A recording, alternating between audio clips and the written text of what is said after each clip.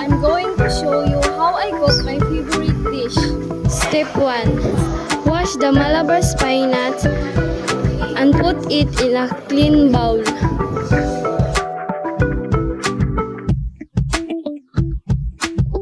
Step 2. Prepare the tomato, garlic, and onion and cut it into small pieces.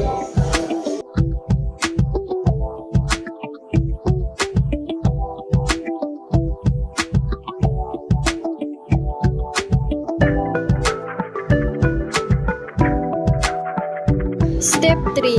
Heat the pan in a few minutes.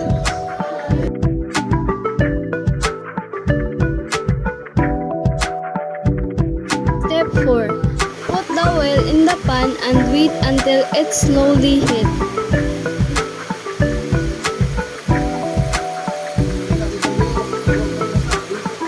Step 5. Put the tomato, garlic and onion in the pan and stir it slowly with the spatula.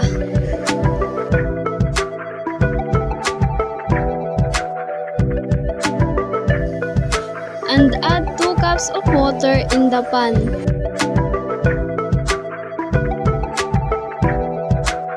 Step 6.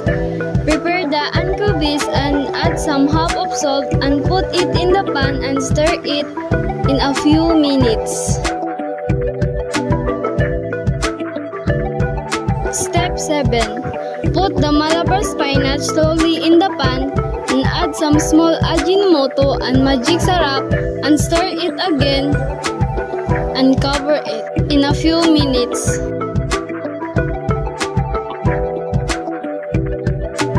Open the pan and stir it slowly and cover it again.